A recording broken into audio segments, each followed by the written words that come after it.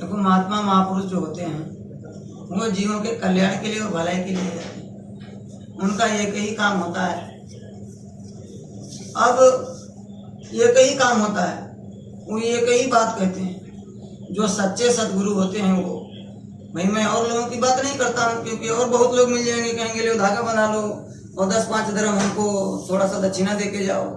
बना लोगे और दक्षिणा नहीं दोगे तो मुंह खट्टा बना लेंगे, कहेंगे इसमें तो कुछ दिया नहीं। तो अपने बाबा जी ऐसे बाबा जी नहीं। सच्चे सतगुरु, सच्चे महात्मा महापुरुष जो होते हैं वो एक ही आवाज लगाते हैं कि हम आए वही देश से जहाँ तुम्हारो धाम, और तुमको घर पहुंचाना एक हमारो काम। इनके पास कोई काम नहीं होता। इनके पास एक ही काम है कि इस दुनिया संसार के भूले भटके लोगों को, इंसानों को जो गलत रास्ते पर जा रहे हैं, गलत खान पान में लग गए, गलत विचार भावना आ गया और अपने जीवन को ही वो संकट में बना लिए, अपने जीवन में ही समस्याएं उनके आने लग गई, बीमारी तकलीफों से घिर गए, एक से एक झंझटों में, बाधा व्यवधानों में जो फंस गए, उनको निकालने के लिए, उनको उससे निकाल कर आनंदमय जीवन उनका बनाने के लिए, उस मालिक प्रभु परमात्मा भगवान का इसी मनुष्य शरीर में दीदार कराने के लिए, जन्म मरण के चक्कर से छुटकारा दिलाने के लिए, बार बार कुत्ता बिल्ली सुअर गधा बकरी न बनना पड़े, हमको पेड़ पौधा, हमको ये चींटी, हमको शौचालय के कीड़े न बनने पड़े। इससे, इन भव बंधनों से, इन 84 लाख प्रकार के चक्करों से, नरकों से, स्वर्गों से बचा करके और उस धाम पहुंचाने के लिए जहां पर जन्म मरण नहीं होती है, जहां न तो कोई जन्मता है न तो कोई मरता है, न वहां पर सूरज निकलता है न डूबता है, वहां अमृत की बरसात होती है, न वहां किसी को भूख लगती है, उसी का पान करती हैं और उस मालिक के चरणों में पड़ी रहती हैं। वहां जहां से बार बार जन्म न मरना नहीं पड़ता है, जिसको मुक्ति और मोक्ष कहते हो, जिसको लोग निजधाम कहते हैं, जिसको सतदेश कहते हैं, जिसको सतलोक कहते हैं, उस धाम की बात, वहां की बात ये अपने गुरु जी जो सच्चे महात्मा महापुरुष होते हैं, जो समय के संत सदगुरु होते हैं,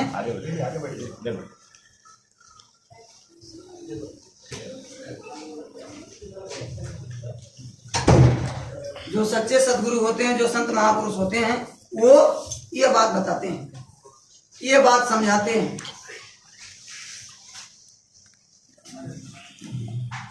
तो देखो, सच्चे सदगुरु उसको कहते हैं, मैं आपको बता दूं, जिसका एक दिव्य दृष्टि खुला हो, जिसको जानकारी, जैसे हम जिन देवी देवताओं को पूजते आ रहे हैं, मानते आ रहे हैं, जिनके ऊपर फूल पत्ती अगरबत्ती चढ़ाते आ रहे हैं, हम लोगों ने आज तक उनसे बातचीत नहीं की, हम लोग आज तक उनसे नहीं मिले।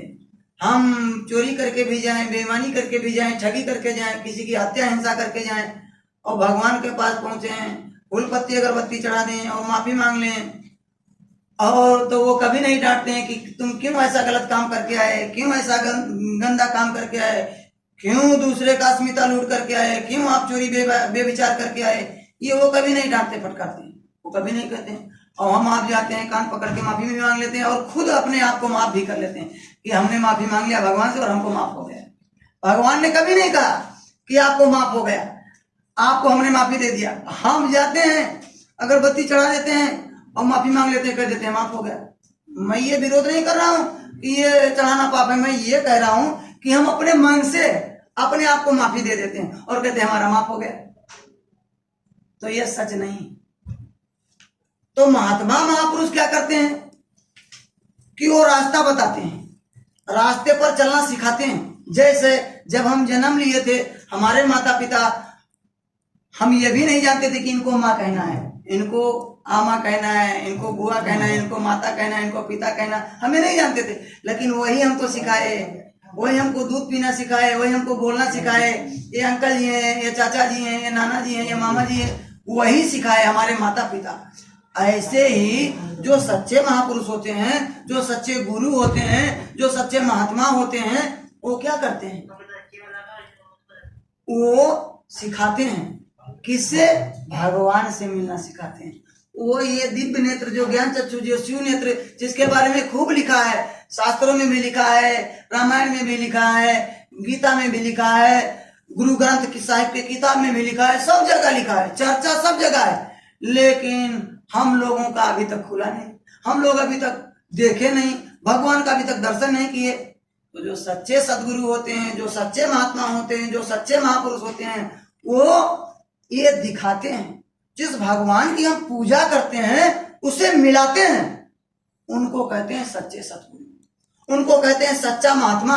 तभी तो लिखा है, तभी लिखा है शास्त्रों में। क्या लिखा है? गुरुर ब्रह्मा गुरुर विष्णु गुरुर्देवो महेश्वरा, गुरुर साक्षात पार ब्रह्म तस्मै श्री गुरु।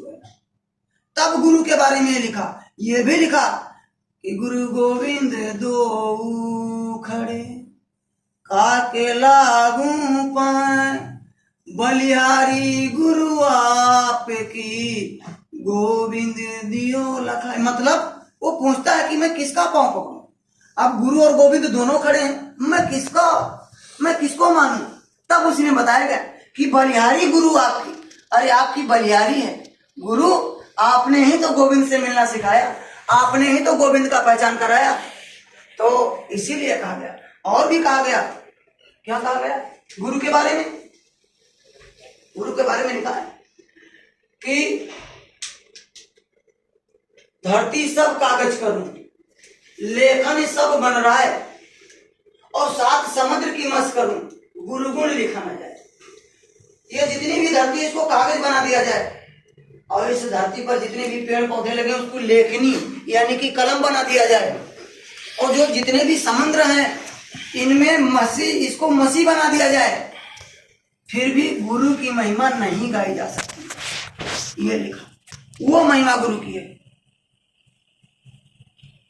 इसीलिए तो कहा गया, क्या कहा गया कि राम कृष्ण से को बड़ो तीनों ने गुरु कीन, तीन लोक के नायका गुरु आगे आधीन।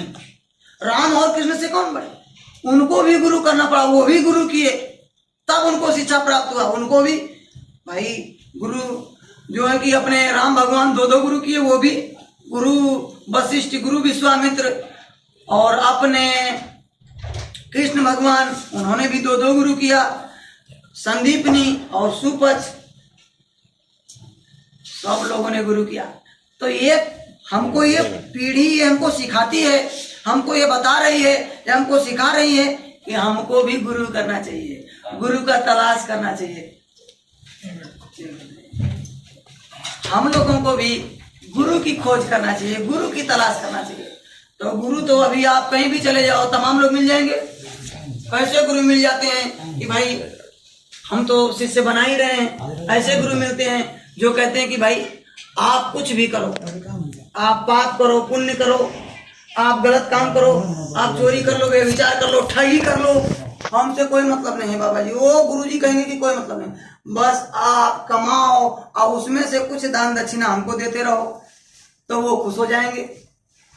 लेकिन जो आपको आपकी बात को ना समझा पावे, आपके फायदा की बात ना बता पावे, आपको नरक 84 में ढकेल दे, ऐसे गुरु से कहते हैं गाँव गुरु घूमे, चेला मंत्र लो, स्वर्ग जाओ चाहे नरक जाओ, हमें दक्षिणा दो। अंधा गुरु बहिरा चेला होए नरक में ठेलम ठेला। कहीं अंधा गुरु मिल जाए। अंधा गुरु किसको कहते हैं? ये दोनों आंखों से अंधा नहीं, वो नहीं, जिसका ये तीसरा नेत्र ना खुला हो, ये ज्ञान चक्षु ना खिला हो, उसको अंधा कहते हैं। कहीं ऐसे गुरु मिल जाए तो वो तो खुद नरक में जाते हैं। तो जो गुरु स्वयं नरक में जाए वो अपने शिष्यों को कहां से स्वर्ग में या उस मालिक से पहुंचा सकते? और जिसका स्वयं दिव्य दृष्टि ना खुला हो, स्वयं ज्ञान चक्षु और ये शिव नेत्र ना खुला हो, स्वयं भगवान का आज तक दर्शन न किया हो, तो करा सकता है क्या? इसी बात पर मैं आपको एक बात बता देता हूं, आज मैं आपको सुना देता हूं, थोड़ा सा समय लगेगा। अपने नेपाल देश में, हम तो नेपाल से हैं लेकिन अभी हिंदी में सुना रहे हैं इसलिए कि यहाँ बहुभाषिक लोग हैं। तो मान लो अभी नेपाली में आपको सुना दिया जाए तो और भाषा के लोग नहीं समझ पाएंगे। और आप यहाँ रह रहे हो, धीरे धीरे हिंदी में आप लोग भीग गए हो, हिंदी समझ लियो, इसलिए हिंदी में बता दिया जाए। तो हमारे नेपाल देश में मिथिला नगरी में जनकपुर में राजा जनक हुए। राजा जनक को एक बार ये हुआ, जैसे अब आप लोग सोचे होंगे, अभी तक नहीं सोचे होंगे, अभी तक तो आप जाते रहे भगवान के पास फूल पत्ती अगरबत्ती चढ़ाते रहे, लेकिन अभी तक ये नहीं सोचेंगे कि मैं कभी भगवान से मिल लूं। अभी तक इच्छा ही नहीं हुई आपकी। आप सोचे कि बस भगवान यही है और इन्हीं के ऊपर सब चढ़ा दिया जाए और इन्हीं से सब दया ले लिया जाए, इन्हीं से आशीर्वाद ले लिया जाए। आपके भाव के अनुसार लाभ मिलेगा, ये नहीं है कि आपको फायदा नहीं मिले, लेकिन आज तक आपने उनको देखा नहीं, आज तक आप उनसे बातचीत नहीं कर पाए, आज तक आप उनसे मिल नहीं पाए। तो ठीक इसी प्रकार से राजा जनक के साथ हुआ। राजा जनक सोचे कि मैं भगवान को पूजता हूँ, मानता हूँ, ये भी है कि भगवान है, लेकिन आज तक भगवान है तो मुझसे मिले क्यों नहीं, मैं आज तक भगवान से मिल क्यों नहीं पाया। तो वो क्या किए कि जितने भी पंडित मुल्ला पुजारी उस समय पर थे, जितने भी तिलकधारी चंदनधारी जितने भी लोग थे, उनको बुलाने लगे और उनके लिए व्यवस्था किया। गायों को मंगवाया और गाय के सींग में हीरा जवाहरात सब बांध दिया और पंडित जी लोगों को बुलाया, आदर सम्मान के साथ बढ़िया भोजन कराया और कहा कि मैं चाहता हूं कि मैं भगवान से मिल लूं, मैं भगवान का दर्शन कर लूं। तो बोले कि हो जाएगा, तो कितने दिन में हो जाएगा। तो कोई बोले 1 महीना लगेगा, कोई बोले 1 साल लगेगा, कोई बोले कि 6 महीना लगेगा। तो राजा जनक का एक ही सवाल था कि भाई मौत का कोई भरोसा नहीं है, हम यहीं बैठे हैं, आपको अभी कुछ बता रहे हैं, कुछ गुरु की वाणी आपको सुना रहे हैं, लेकिन अभी उसका आदेश हो जाए, हमारा श्वास का पूंजी पूरा हो जाए तो यहीं मैं लड़खड़ा के गिर जाऊंगा। आप ही लोग कहोगे कि ये भाई साहब चले गए, अब इनके अंदर से वो जीवात्मा चली गई, ले चलो इनको कहीं दफना दो, जला दो, इससे अंदर से जीवात्मा चली जाए। तो कभी भी किसी की मौत आ सकती है। तो वो राजा जनक यही कहने लगे कि भाई मेरी मौत आ जाए तो मैं क्या करूंगा, मैं आज मर जाऊं तो आप कह लो 6 महीने के बाद दर्शन होगा, 6 महीने के बाद भगवान मिलेंगे, तो 6 महीने के बाद कैसे होगा, 6 महीने के बाद कैसे मिलेंगे। तो वो समझ जाते थे कि ये सब है नकली, जो असली होगा, जो खुद मिला होगा वो तो मिला देगा तुरंत। भाई जिसका परिचय राष्ट्रपति से हो, जिसका परिचय प्रधानमंत्री से हो, अब आप चाहो कि कोई बात हमारा प्रधानमंत्री तक पहुंच जाए, एक बार प्रधानमंत्री से दीदार करवा दो तो तुरंत अपॉइंटमेंट ले लेगा कि प्रधानमंत्री जी हम आपसे मिलना चाहते हैं, मेरा दोस्त मिलना चाहता है, थोड़ा एक बार समय दे दीजिए। ले लेगा कि नहीं ले लेगा भाई, जिसका संपर्क है। लेकिन जो अभी तक झूठ है, इधर उधर हवा बारी कर रहा है, हवा में बात कर रहा है कि मेरा परिचय उनसे है, ये है वो है, लेकिन जब आप कह दोगे कि चलो एक बार प्रधानमंत्री से मिला दो, तब कहेगा भाई समय लगेगा, थोड़ा दिन रुको, मैं थोड़ा बात कर लेता हूँ। फिर पूछोगे तो फिर कहेगा अरे अभी रुको, अभी उनको फुर्सत नहीं, मतलब वो बात को टालता रहेगा। लेकिन जो मिला होगा, जो जिसकी पहचान होगी तो तुरंत कि भाई हम आप समय दीजिए, ये जरूर है कि समय दीजिए, हम आपसे मिलना चाहते हैं। इसी तरीके से जो मिला होता है, जो मालिक के पास आता जाता हो, तो वो आपको तरीका बता देगा कि भाई इस रास्ते से जाना है, ऐसे जाना है, इधर से जाओगे तो वहां मिल जाएंगे आपको। तो जो सच्चे सदगुरु होते हैं वो तरीका बता देते हैं। तो उनको निराशा हो गई कि मैंने इतने लोगों को बुलाया, तो इतने पंडित मुल्ला पुजारी आए, लेकिन किसी ने भी हमको उसका दर्शन नहीं करा पाया।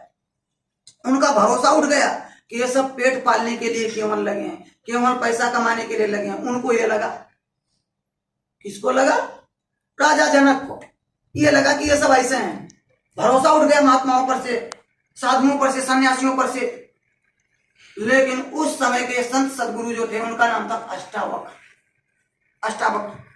अष्टावक्र का ये शरीर टेढ़ा मेढ़ा, जैसे इधर कुबड़ निकला, इधर टेढ़ा मेढ़ा ऐसे था एकदम, देखने में कुरूपी थे वो। तो वो वहां से चल करके आए। जब वो देखे, कहते हैं संत न देखें चाल कुचाल, वो परखें अंतरकाल। जो संत महापुरुष होते हैं, आप यहाँ बैठे हो, कहाँ से आए हो, क्या सोच रहे हो, आपका क्या विचार है, आप क्या बैठे तो यहाँ आओ, अब आपका मन कहीं अलग लगा है, वो तुरंत जान जाएंगे, वो तो आपको बता देंगे। ऐसे संत महापुरुष होते हैं। तो वो तो समझ गए कि राजा जनक का विश्वास इन महात्माओं पर से उठ गया। तब क्या किया उन्होंने कि वो खुद चल करके गए वहां राजा जनक के दरबार में। ऐसा दरबार लगा था और गए दरबार में, उनके लिए आसन था, वहां गए बैठे। तो जितने उनके यहाँ मंत्री थे, जितने उनके नौकर चाकर थे, उनको देख करके हंसने लगे कि ये अभी तक इतने बढ़िया तिलक चंदनधारी आए, मोटे घाटे बढ़िया विद्वान, एक से एक मंत्र जानने वाले आए, वो तो भगवान का दर्शन नहीं करा पाए, ये क्या कराएंगे। हंसने लगे सब जोर जोर से, ठट्ठा मार के। तो वो जब जो है बैठे आसन पर, तब बोले राजा जनक से, कहा राजा जनक आपके यहाँ तो बड़े बड़े मोची बैठे हुए हैं।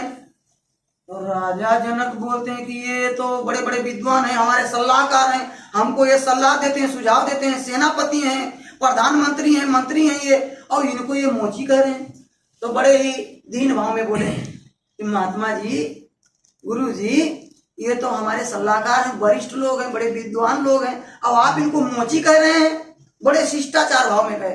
जैसे अभी और लोग होते हैं तो क्रोध में आ जाते हैं, लेकिन पहले के लोग समझदार होते थे, बड़े प्रेम से पूछिए कि ये तो सब हमारे सलाहकार हैं और हुजूर आप इनको मोची कह रहे हो। तब कहा उन्होंने कि अगर ये जानकार होते, विद्वान होते, ये ज्ञानी होते, तो इनको पता चल जाता कि मेरे अंदर क्या ज्ञान है। ये मेरे अंदर के ज्ञान को नहीं देखे, मेरे चमड़े को देखे, मेरे शरीर को देखे, मेरे शरीर को देख करके हंसने लगे। तो बोलो, जिसको चमड़े का पहचान हो, जो चमड़ा पहचानता हो, उसको मोची नहीं कहा जाएगा तो क्या कहा जाएगा। तब राजा जनक को एकदम से झटका लगा कि वास्तव में इनके अंदर कुछ है, नहीं तो ऐसा बात नहीं बोलते। तब चरण में गिर गए और बोले कि सरकार मुझको भी खोज है, मुझको भी तलाश है। तब वो कहे मैं इसीलिए तो आया हूं, बोलो तुम क्या चाहते। तो बोला मैं उस मालिक का दीदार करना चाहता हूं, भगवान से मिलना चाहता हूं। तब बोले तो कितनी देर में मिलना चाहते हो। अभी तक जो आते थे वो कहते थे कि 1 साल में, 2 साल में, 6 महीने में, लेकिन ये बोले पूछे कि कितनी देर में आप मिलना चाहते हो। तब उसने कहा, राजा जनक ने कहा, पहले घोड़ा होता था, घोड़े के ऊपर ऐसे पावदान लटकाते थे, उस पर पैर रख करके चढ़ते थे। घोड़े के बगल में ऐसे पावदान होता था, उस पर घोड़े के पावदान पर पैर रख कर चलते थे, उस पावदान को रकाब बोलते थे। तो राजा जनक ने कहा कि घोड़े के रकाब पर पैर रखते रखते मुझको उस मालिक का दर्शन हो जाए। सिंपली भाषा में उन्होंने कहा कि तू हो जाएगा। अष्टावक्र जी ने कहा कि हो जाएगा, सब संभव है, लेकिन मैं जो कहूंगा आपको मानना पड़ेगा, गुरु दक्षिणा देनी पड़ेगी। तो गुरु दक्षिणा तो कहा कि दे देंगे गुरु दक्षिणा। अरे जब वो मालिक मिलने वाला हो, भगवान मिलने वाला हो, जो पूरे सृष्टि को बनाया है, जो पूरे संसार को बनाया है, पूरी सृष्टि का रचना जिसने किया है, जब वो मिलने वाला तो दक्षिणा देने में क्या है। हुजूर जो मेरे पास होगा मैं आपको दे दूंगा। अष्टावक्र जी ने कहा, अष्टावक्र जी से राजा जनक ने कहा। तो कहा ठीक है, तो सबसे पहला काम तो ये करो, आप ये जितने आपके मंत्री और जितने ये मिनिस्टर आपके हैं, जितने सलाहकार हैं, इन सबका जूता निकालो और इनका ये गठरी बनाओ और अपने सर पर ला दो, जाओ अपना मिथिला नगरी घूम करके आओ। तो सोचे बताओ, मैं एक राजा, मेरा चप्पल जूता ये लोग मुझको पहनाते थे और मैं इनका जूता चप्पल निकालूं, ये तो बड़ा उल्टा बात बोल दी महात्मा ने। लेकिन फिर सोचे कि जब वो मिलने वाला है, जब मुझको भगवान से मिलाने वाले हैं, तो ये क्या है, कर लेंगे। मुंडो नयन का तो कोई नहीं, आंख बंद कर लो, कुछ नहीं, चलो मैं कर लेता हूँ। गए, सबका जूता चप्पल निकाले और गठरी बनाए और लाद करके गए, पूरा नगर परिक्रमा करके आए। तो बैठ गए, अच्छा आ गए, बोले हाँ।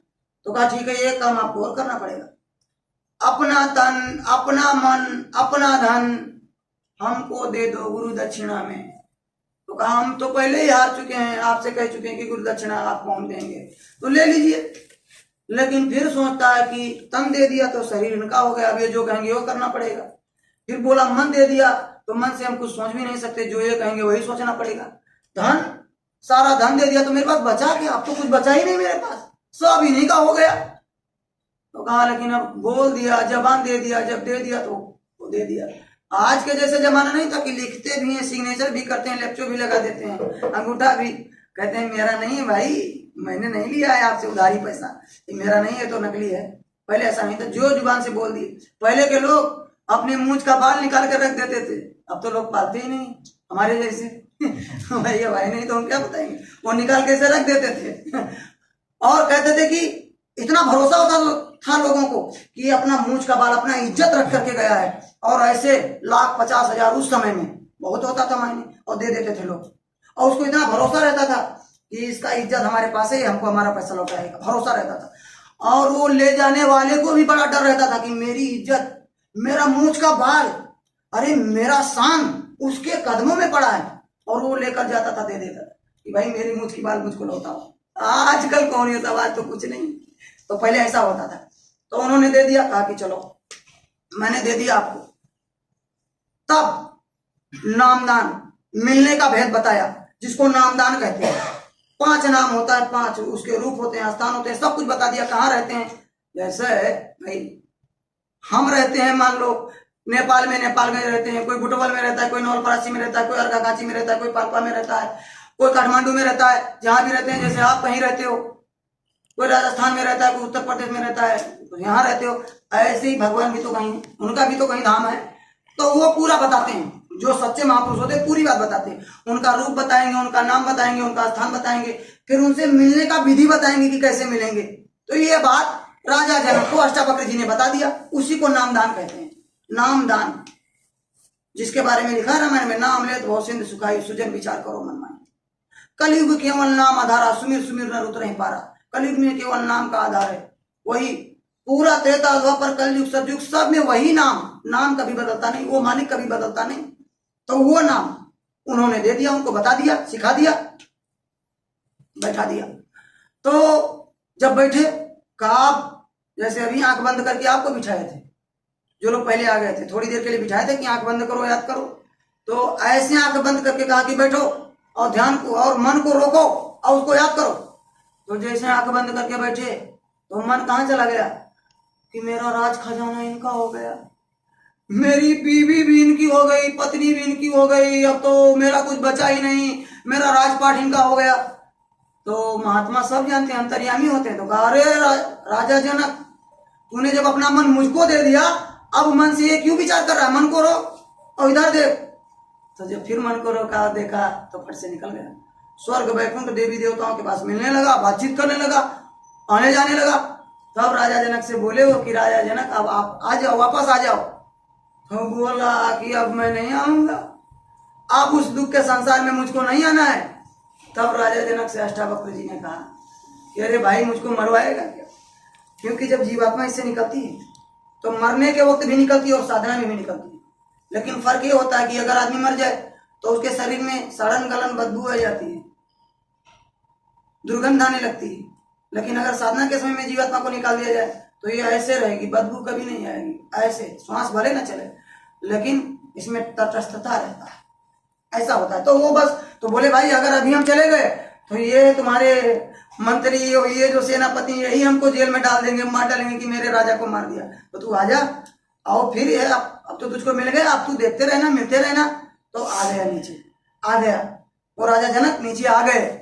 और फिर इसके बाद में कहा, क्योंकि संत महात्माओं को धन की जरूरत नहीं होता है, गुरु नहीं भूखा तेरे धन का, गुरु के धन है नाम रतन का, पर तेरे धन से कुछ काज करावे, भूखे दुखों को खिलवावे, जिससे तेरा कर्म कट जावे और आपको सहजे में मुक्ति दिलवावे। ये काम महात्माओं का होता है, वो अपने लिए कुछ नहीं, उनको कुछ चाहिए ही नहीं। तो वो कहे क्या बोले कि राजा जनक अब ये तेरा तन, तेरा मन, तेरा धन मैं तुझको प्रसाद के रूप में वापस देता हूँ, ये ले ले, अब तू प्रसाद के रूप में इसको ले ले और बैठ करके राज भी कर और उसका दर्शन भी कर। ऐसा होता है। लेकिन अब आप यहाँ बैठे हो